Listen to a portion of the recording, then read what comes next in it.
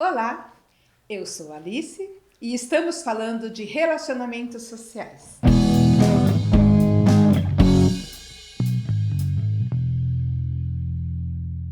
Todos nós temos formas diferentes de nos relacionar com as informações, com o conhecimento, com os obstáculos que a vida nos coloca, com as outras pessoas. É muito importante a gente se conhecer, saber qual que é a melhor maneira da gente lidar com aquela situação, mas é muito importante a gente tentar aprender com o conhecimento dos outros. Na caminhada profissional, isso é fundamental. Na minha jornada, eu tive várias pessoas que eu busquei seguir o exemplo nas determinadas situações. A gente não nasce pronto, seja para educar os filhos, seja para se relacionar com os outros, seja para trabalhar. E lidando com pessoas, isso fica muito mais complicado, porque você tem a sua maneira de lidar, mas a pessoa tem a maneira dela de entender, de receber a informação. E para você fazer a diferença na vida da pessoa, você precisa estar atento ao jeito dela, ao que ela está entendendo, ao que ela está percebendo, estar atento à própria história da pessoa. Eu tive um professor de português que ele sempre falava que na linguagem, na maneira de entender, há pelo menos em uma maneira de falar, dois modos de entender. Porque a pessoa que está te ouvindo não necessariamente está entendendo aquilo que você está falando, do jeito que você está falando. Ela está colocando a experiência dela nesta escuta para poder transformar a sua vida. Na vida profissional, a gente precisa buscar mentorias, buscar aprender novas coisas. Quando eu entrei na área social, e eu entrei como orientadora socioeducativa, né, então trabalhando diretamente com os usuários dos serviços, eu me foquei muito em duas gerentes de serviço que eu tive, né, duas profissionais que estavam acima de mim, no jeito delas de ver as coisas, de fazer as coisas. Inclusive, a primeira gerente foi fundamental para que eu despertasse para estudar mais, para ir para a faculdade, para ter um diploma, para poder crescer nessa carreira. Porque ela me disse que eu era uma ótima orientadora socioeducativa, mas que eu tinha condições, né, de ser formadora de orientadores. Então, por que eu ia me contentar em ser apenas orientador? E realmente ela tinha razão. A gente tem que buscar crescer, pelo menos fazer o melhor naquela função que você está fazendo e almejar alguma coisa a mais, que é o que nos faz ter movimento sempre. Mesmo que você goste muito do que você faz, que você acha que já se encontrou, que está fazendo aquilo que te faz feliz, procure aprimorar, procure ter novas experiências, novas maneiras, novos jeitos de fazer para que o seu trabalho seja mais efetivo, mais produtivo.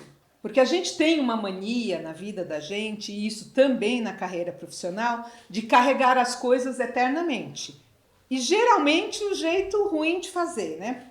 Tem uma história de dois monges que reflete bem isso. Então os monges estavam lá no mosteiro e aí fica até mais fácil não ter contato com mulher, não ter contato com as tentações, não sair daquela linha de orações, porque estão ali em retiro. Só que dois deles tiveram que sair para fazer um serviço, né, numa outra cidade distante e foram andando através das vilas, das aldeias, para poder chegar no objetivo deles. E os dois caminhando, né, pela estrada, de repente viram uma mulher se afogando e gritando lá por socorro e estava afundando, e aí eles ficaram olhando, porque um dos princípios deles é que eles não podem tocar em mulheres. Mas a mulher estava lá se afogando, olharam em volta, não tinha ninguém. Aí um dos monges foi, pulou dentro da água, tirou a mulher de dentro da água, deixou na beirada lá do rio. E aí, como ela já estava voltando a si, já estava bem, foram embora. E aí o colega dele falou: puxa vida, né, irmão? A gente não pode tocar em mulher. E você tocou, né? Falei, pois é, irmão, né? Ela estava lá se afogando, né? E como que a gente ia embora e ia deixar ela se afogar? É mesmo. E foram caminhando. Lá na frente, já no final do dia, de novo o outro.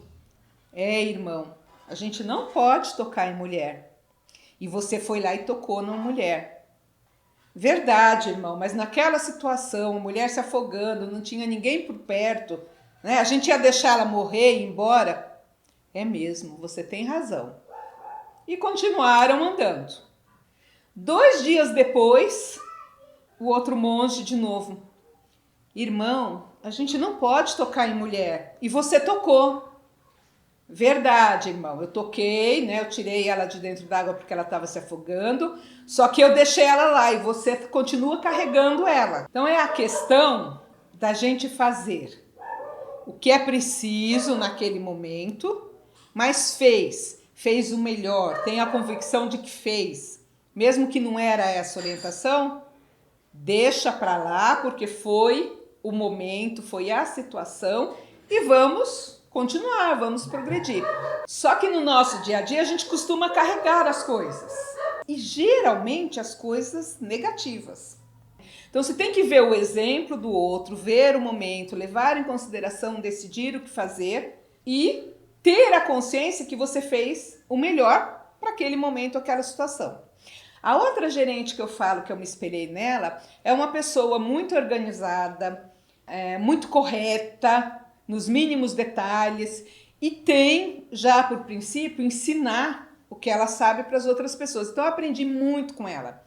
Mas ela tinha uma coisa que ela conseguia, por exemplo, ela comprava o alho lá com o dinheiro que tinha para o serviço. Aí o alho acabava.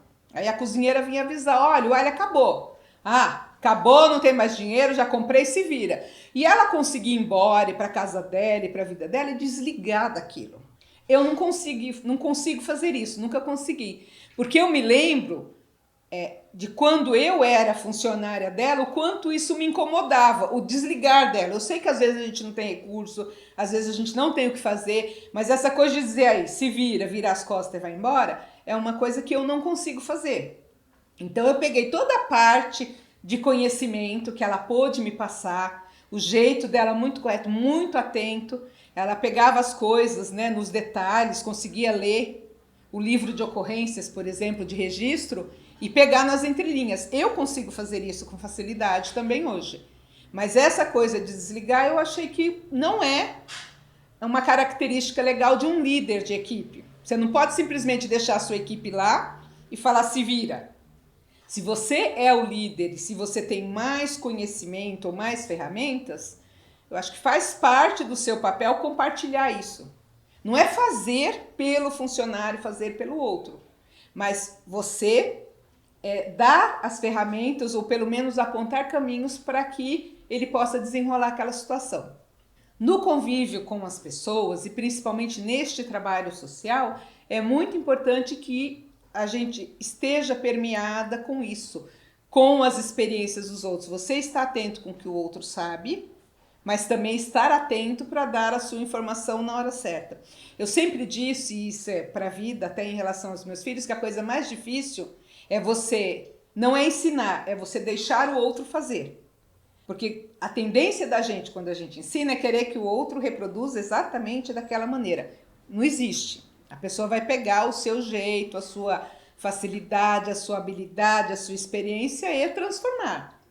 A gente pode dizer que o resultado final precisa ser esse. O caminho que vai levar, eu posso até dizer que o mais fácil é esse. Não necessariamente a pessoa vai. E lidando com pessoas, depende muito de como o outro vai reagir. Às vezes você tem que mudar a estratégia, mudar o jeito de falar, mudar a fala. A gente não tem o hábito de, quando vai falar com criança, mudar a vozinha, falar pequenininho, achando que isso vai facilitar o jeito da criança entender. Com adulto não é diferente. Então a gente sempre tem que estar atento nos relacionamentos sociais, nos relacionamentos e principalmente trabalhando com pessoas, estar atento a essas minúcias e à experiência dos outros. Todo mundo tem o que ensinar, tem um jeito de fazer que pode facilitar, tem uma experiência num determinado momento que deu certo. E cabe a nós, que estamos buscando desenvolvimento profissional, estar atentos a isso, a esses pequenos jeitos.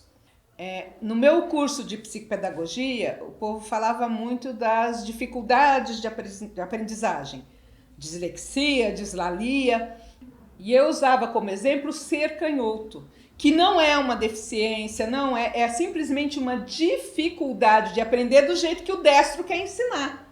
Então a gente tem que estar muito atento à forma do outro aprender, do outro responder.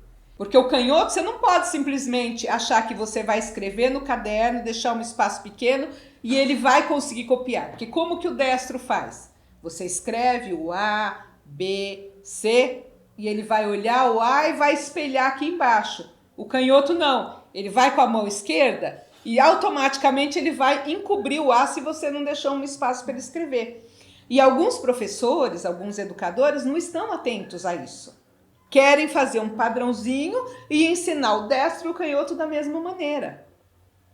Abridor de lata. Abridor de lata, aquele, né, de metal, ele é feito pro destro, que é este movimento. O canhoto não vai conseguir com a mesma mão direita fazer o mesmo movimento. A força é diferente, a coordenação motora é diferente.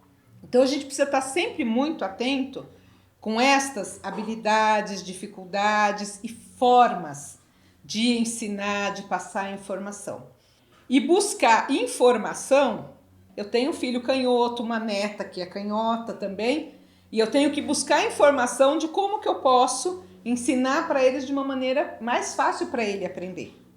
Que não é uma dificuldade dele, é uma forma diferente de agir.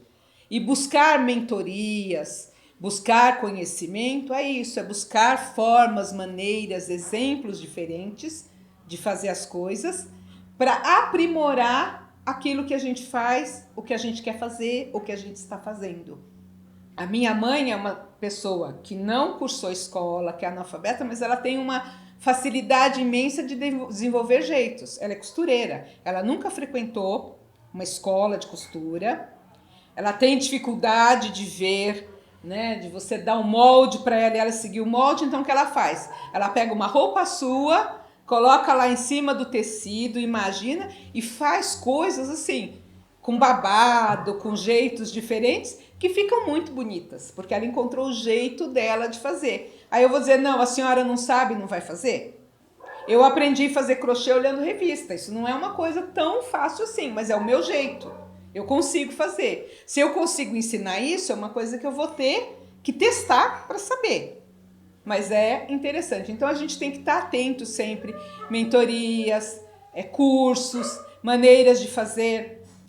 Então, eu sou uma pessoa que eu tenho dificuldade de trocar coisas, de mudar coisas, né?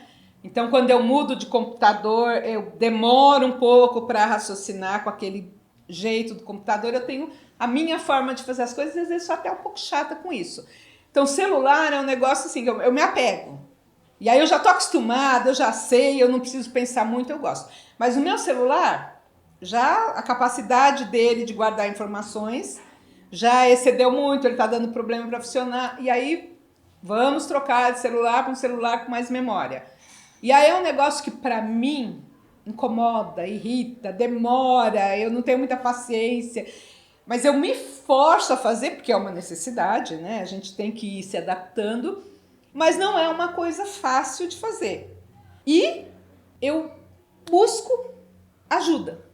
Né? Vou dizer assim, eu vou trocar de celular, eu vou fazer sozinha e eu vou me virar. Eu gostaria de fazer tudo sozinha, de me virar, não. Mas como eu sei que tem gente que sabe mais que eu, vamos chamar os universitários, né? Nesse caso os filhos, como é que eu faço isso, como é que eu faço aquilo, porque a gente não é obrigado a saber tudo. Eu tive um professor na faculdade que ele costumava dizer que mais importante do que você ter a informação na ponta da língua, do que você saber, é você saber aonde e como procurar. Então é isso, buscar mentoria também é isso, é você saber que você tem uma limitação e por que eu vou gastar energia fazendo errado 10 vezes até descobrir o certo, se eu sei de alguém que já fez, já faz e pode facilitar a minha vida. Então a gente também não precisa ter esses escrúpulos, porque eu sou gerente há tanto tempo, porque eu sou orientadora, porque eu sou técnico há tanto tempo no serviço, eu vou me virar. E se eu for pedir ajuda para alguém, eu vou mostrar fraqueza. Não, não é fraqueza. É até uma sabedoria, eu avalio, né? De você ir buscar informações de outras pessoas para facilitar esse caminho, para acelerar um pouco mais. Às vezes, eu vou fazer sozinho, aí você está lá tentando 10 vezes fazer sozinho, aí acabou o tempo, passou a oportunidade, a pessoa não quer mais esperar e você perdeu a possibilidade de construir, de fazer alguma coisa, de executar. Então a gente tem que ter também esta humildade de buscar as outras pessoas que sabem um pouco mais, ou que sabem diferente, ou que tiveram alguma experiência que eu ainda não tive, que você ainda não teve. E é isso. E o propósito desse projeto da gente, dos relacionamentos sociais, é isso. É poder passar para você, antecipar um pouquinho a minha experiência, aquilo que eu já passei, as oportunidades que eu tive, e acelerar um pouco mais o seu processo. Até porque, quando eu entrei na área social, há 18 anos atrás, as coisas eram mais devagar, não tinha tanta concorrência. Hoje em dia, mesmo na área da assistência social, as informações e as exigências têm corrido com uma velocidade maior. E se a gente não está atento, a gente vai perder o bonde. Porque as coisas estão acontecendo muito rápido. Nesses últimos 2 anos, por exemplo, nós tivemos 6 secretários de assistência social até o momento, até a data de hoje que eu estou falando com vocês. Talvez tenhamos mais até o final de 2019.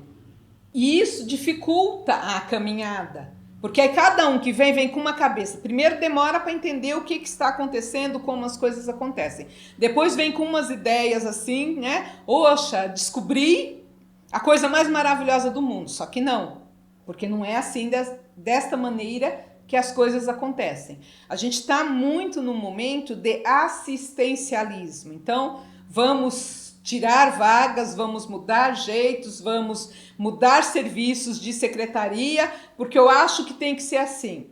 E a pessoa não olha a história, por que estamos neste patamar, por que esse serviço está dentro da assistência, não olha e vai fazendo pelo achismo.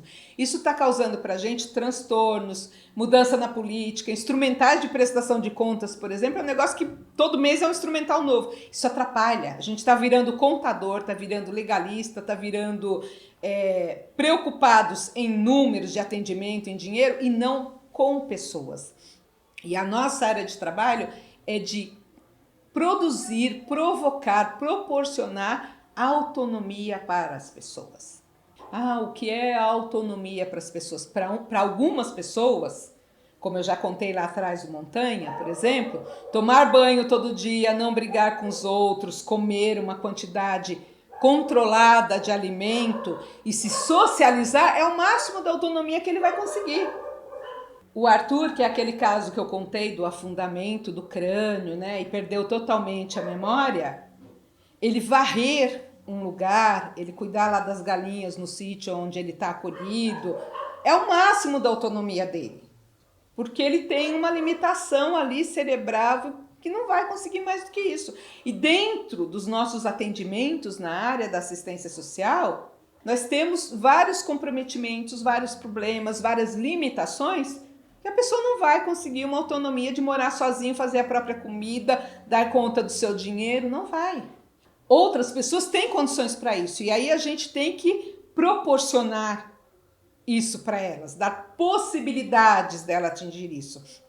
Essa semana, no serviço de acolhida que eu tô, que é o Família em Foco, uma família que a gente achou que não ia sair, que ia ter que encaminhar para outro serviço, porque o nosso serviço está fechando, e a secretaria decidiu que não vai ter mais Família em Foco, vai ser centro de acolhida para famílias, e eu já explico qual que é essa diferença, mas essa família que a gente achou que ia ter que buscar vaga, estávamos buscando vaga na rede e não conseguimos, ela conseguiu trabalho, aí ela, nesse trabalho, já recebeu o salário, foram atrás de casa, ele é catador de material reciclável, né, 2 filhos, eles conseguiram alugar uma casa e na quarta-feira eles foram embora para um imóvel alugado deles e os 2 trabalhando. Casal jovem ainda, os filhos educados, né, dentro do serviço, indo para a escola direitinho e tudo, ótimo, é o que eles precisam. Eles têm condições de ter a casa deles, de gerenciar a casa deles, têm um emprego, maravilha. Só que outras famílias não têm essa possibilidade, e aí a gente tem que descobrir outros caminhos para eles. Então, o que essa secretaria atual está fazendo? Serviço Família em Foco, que tem pouquíssimos na cidade e agora já está fadado a terminar, ele tem um quadro profissional diferenciado, então ele tinha um técnico a mais, que a gente chama técnico de gestão de casos, que era o técnico que fazia o acompanhamento dos encaminhamentos. Tem o assistente social, tem o psicólogo, fazem o atendimento, fazem os encaminhamentos, e o gestor de caso está entre os dois para acompanhar esses encaminhamentos, para facilitar, para entrar em contato com a escola, ver se está tudo em ordem, até para dar um suporte para o gerente, para a equipe. Então, conseguia dividir entre os 3 técnicos essas funções de dar suporte para a equipe, de tratar melhor os casos, de atender os usuários.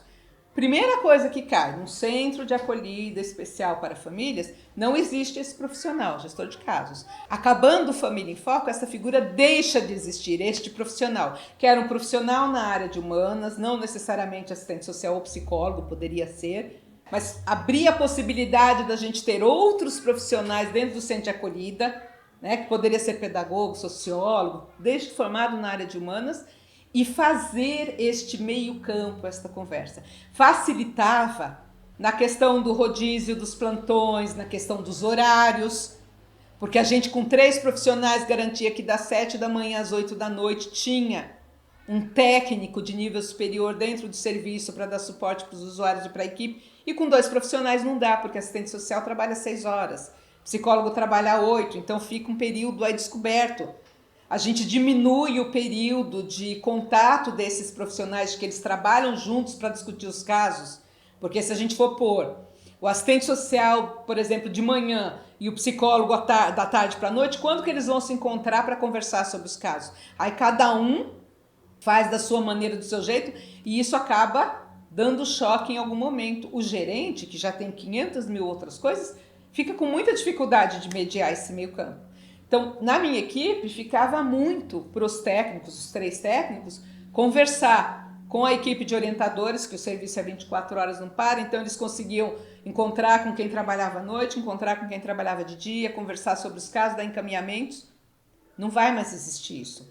Diminui muito a quantidade de agentes operacionais, que é o pessoal que dá suporte para os orientadores, para a cozinha, para a limpeza. Isso também vai diminuir, vai restringir. E quando a Secretaria, a SMADES, né, Secretaria de Assistência Social, pensa nos serviços, ela não leva em consideração a carga horária de cada profissional, não leva em consideração que todo mundo tem direito a férias, que todo mundo tem direito a atestado médico. Então eles põem aquele quadro reduzidíssimo, que aí se um profissional entra de férias, fica doente, a gente já não consegue mais cobrir todo o serviço, acaba sobrando para outras pessoas, ainda mais um serviço ininterrupto. Então, Família em Foco vai acabar. E essa a atual gestão, tanto no nível federal, quanto estadual, quanto municipal, ela não está muito preocupada com o sujeito de direitos atendido pelos serviços. Ela está preocupada com o número, com a questão financeira, e é um desvio, porque os salários não são esta maravilha, os serviços não são este custo, porque qual que é a previsão, por exemplo, dentro dos serviços 24 horas de alimentação da assistência social? Família em Foco tem café da manhã, almoço, lanche da tarde, janta e ceia. Sabe quanto a secretaria paga por usuário atendido? R$10 e alguns centavos por dia, para 5 refeições. E dizem que a gente tem que dar verdura, tem que dar fruta no café da manhã e de sobremesa, suco só natural, não pode ser pozinho. Aliás, não pode dar miojo, não pode dar suco de pozinho, não pode dar salsicha como mistura para refeição. Aí eu pergunto, é isso que a pessoa, quando ela sair do serviço e for para sua casa, que é o objetivo, é isso que ela vai conseguir manter? Você consegue manter isso na sua casa? Então são umas exigências muito grandes para pouco recurso para o atendimento. Por isso que aí as reportagens mostram o serviço lá precário. A gente não tem verba suficiente para atender como deveria. Nós, trabalhadores da área social, temos obrigação de mostrar para os usuários do serviço as outras possibilidades que ele tem. Como deveria ser a alimentação ideal, que eles deveriam ter acesso a cinema, eles deveriam ter acesso à cultura, eles deveriam ter acesso a parques. Nós temos que mostrar isto, que é educar para a autonomia. Mas a gente também precisa ter ferramenta para isso. E a ferramenta principal é a questão financeira. As organizações estão voltando àquela época de antigamente, de ter que ficar passando o chapéu para conseguir recurso para manter um serviço. Poxa, a gente executa uma política pública que os estados e os municípios não têm competência, não têm capacidade, não têm pessoas para executar. Elas fazem os termos de parceria para que as organizações da sociedade civil executem esse trabalho, mas não dão as ferramentas necessárias. E a gente está num período de perseguição que é só isso, é só cobrança, só perseguição e nada de ferramenta. O projeto Família em Foco, ele previa que a gente tinha que ter parceria com as outras secretarias, porque uma família é despejada da sua casa, pai, mãe, crianças, ou mãe, vó, crianças, ou um casal homoafetivo e crianças. Eles não têm a moradia por algum motivo e eles vão para dentro do serviço. Primeira coisa que eles precisam para sair, além dos encaminhamentos habituais que a gente já faz, que é saúde, né, educação, botar as crianças na escola, verificar se todo mundo tomou vacina, se a saúde está em ordem, fazer os exames médicos. Para sair de fato, ela precisa de trabalho e precisa de moradia. Duas secretarias que não são a Secretaria de Assistência Social, que movimentam, e que precisam ter projetos sociais em parceria com a Secretaria de Assistência Social para essa família sair. Não tem. Então o que faz? Tem os conflitos, tem o tempo de permanência, que se você perguntar para um trabalhador, para um servidor público da assistência, ela vai dizer que não tem tempo. A pessoa pode ficar lá o tempo que ela precisar. Não é verdade. Eles nos obrigam a colocar nos planos de trabalho que o tempo recomendado é de 6 meses até 2 anos. Para a pessoa ficar mais do que 6 meses, a gente tem que justificar por que ela está dentro do serviço. Para a pessoa ficar mais do que 2 anos, e eu sei disso por causa do centro de acolhida masculina, que tem gente que está lá uma vida. Tem que justificar toda vez que muda o servidor, o gestor da parceria, ou seja lá qual for a designação do servidor público que vai fiscalizar aquele serviço. Tem que justificar por que aquela pessoa está ali, mas não tem porta de saída. Então, ou a pessoa fica mais tempo, porque já se habitou como montanha, que se você mudar ele de serviço, ele vai ter uma dificuldade imensa de se relacionar com as outras pessoas e pode ter uma regressão e pode voltar para a situação de rua. Ou você vai justificando e vai mantendo a pessoa lá e compra essa bandeira e fica ali defendendo ela, ou vai mudando as pessoas de serviço, até que ela não possa mais entrar em nenhum serviço. Aí ela volta para o primeiro, porque já passou um intervalo grande e ela pode começar de novo, não vai sair nunca. E eu até questionei esses dias numa reunião, dentro da supervisão da assistência social, eles juntaram os gerentes para falar da questão de alimentação. E vieram com esse discurso, que a verba não vai aumentar, mas que a gente tem que efetuar isto de verdura, legume. Não pode ter a mesma comida no almoço e na janta, tem que ter misturas diferentes, que é para garantir que a comida é fresca, porque se a pessoa não gostar, né, da batata doce, ela vai comer o repolho à noite. Você não pode pôr repolho hoje e repolho amanhã. Então, esses dias eu tive uma reunião de supervisão de assistência social, onde eles convocaram os gerentes para falar de alimentação. Que a gente tem que servir fruta, tem que no café da manhã e de sobremesa, que tem que ter leite, café da manhã, lanche da tarde, na ceia, à noite, leite à disposição. Que a gente não pode servir o mesmo cardápio no almoço e na janta, porque se a pessoa não gosta da batata doce do almoço, ela vai poder comer o repolho da janta, e o repolho não pode ser servido no outro dia, 2 dias consecutivos, porque tem que ter variedade. Salsicha não é mistura, então não pode pôr, ovo tem limitação. De vez na semana não pode carne de porco, não pode linguiça, não pode uma série de coisas. E aí, né, uma colega questionou se aumentar a verba.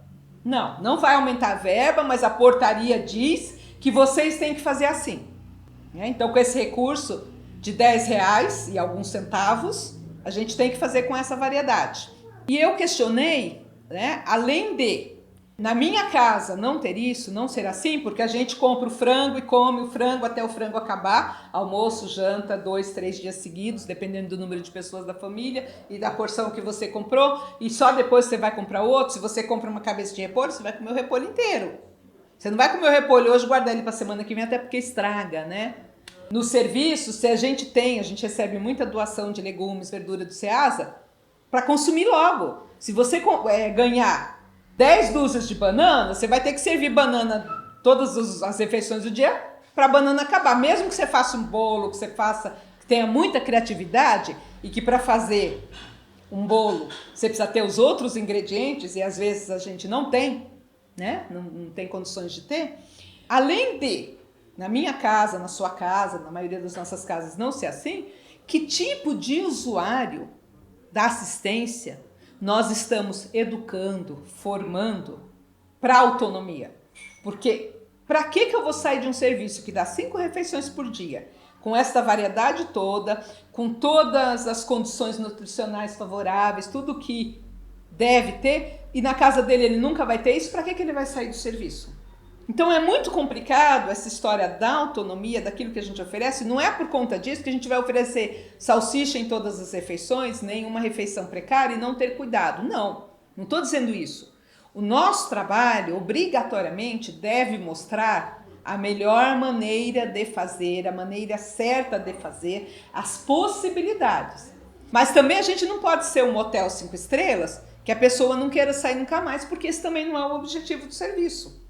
E aí ficaram sem resposta, mas mantiveram a questão, não porque a portaria diz, porque tem que ser assim e acabou. Então, que tipo de serviço a gente está executando, que é uma política pública? Com que recursos a gente está executando esse serviço? Agora, com tantos fechamentos de postos de trabalho na área da assistência e em tantas outras, que tipo de profissional que a gente tem e que a gente quer ter nesses serviços? E o que estamos fazendo com estes usuários do serviço para minimamente eles terem condições de autonomia? Então, é uma coisa para se pensar. E para que a gente tenha força de mudar a situação, também precisamos de profissionais amadurecidos e comprometidos com a assistência social. E a maioria dos nossos trabalhadores, eles não querem nem saber o que está acontecendo. Eles querem saber se o salário está na conta, e não querem justificativa porque a verba não caiu porque a prefeitura atrasou ou porque a organização teve alguma dificuldade com documentação. Não, eles querem o salário dele na conta. Não querem saber se o usuário está bem, se não está, se está sendo bem atendido. A maioria dos nossos profissionais compara muito, porque no serviço tem isso e na minha casa não tem. A maioria dos nossos trabalhadores da área social atualmente, eles não querem nem saber do que está acontecendo na assistência, das dificuldades. Eles só querem saber do salário na conta no dia, de preferência antes, né? Mas até o dia limite. Não querem saber se a prefeitura não repassou a verba, se a organização social teve algum problema com documentação, a dificuldade que é preencher os instrumentais de prestação de contas que são exigidos, as limitações do próprio serviço, no que pode e no que não pode ser utilizada a verba, não estão nem aí. Aliás, a maioria dos nossos trabalhadores na área social não querem entender que os nossos usuários são sujeitos de direito, que eles estão ali por uma condição emergencial de vida que pode acontecer com qualquer um. Se você quiser se aprofundar um pouco nisso, veja os vídeos que eu gravei, que estão lá disponíveis, que falam de que pessoas podem estar dentro do serviço, que poderia ser você, poderia ser eu, poderia ser qualquer um de nós, numa situação de vida. Os nossos trabalhadores, na sua maioria, não querem saber. Não participam de manifestação, não participam das reuniões de fórum das organizações, de fórum da assistência social, não sabem o que é um plano de assistência social, não sabem o que é uma conferência, a maioria dos nossos trabalhadores. E enquanto a gente não melhorar esta consciência do conjunto, nós não vamos conseguir condições dignas nem para os usuários dos serviços, nem para os trabalhadores dos serviços da assistência. Nós somos, o que poderíamos considerar uma terciarização do serviço público. Porque nós executamos uma política pública que o Estado não consegue executar e que, na maioria das vezes, não nos dá condições financeiras também para executar. Os imóveis que a gente utiliza nos serviços da assistência social, eles não são adequados para aquele atendimento, porque normalmente eles são casas, galpões, containers, né? Alugados ou cedidos para esse tipo de atendimento, mas que não tem uma condição de salubridade para as pessoas que vão ser atendidas, nem para os trabalhadores, e que depois vem a Covisa, que também é um órgão de fiscalização do governo, em cima das organizações, exigindo determinadas coisas que a gente não vê em hospitais, que a gente não vê em restaurantes, mas que para a gente é considerado como padrão de excelência, assim como a alimentação. Então, se nós não nos capacitarmos, não nos envolvermos, não nos aprimorarmos, a tendência que tem é a assistência social ser mais precarizada do que já foi no passado e do que está hoje.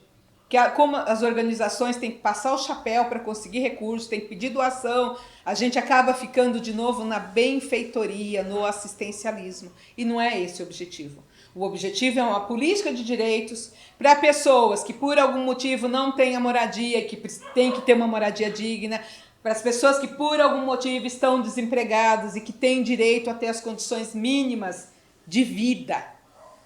É uma política de direitos, do direito mínimo da pessoa, do direito que está lá na Constituição, do direito que está nos direitos humanos. Todos nós temos direito à vida, à saúde, à alimentação, a ter abrigamento, abrigo, casa. Eu tenho a minha casa, a pessoa que está lá dentro do serviço não tem. E a gente precisa refletir sobre isso, a gente precisa discutir, a gente precisa se aprimorar.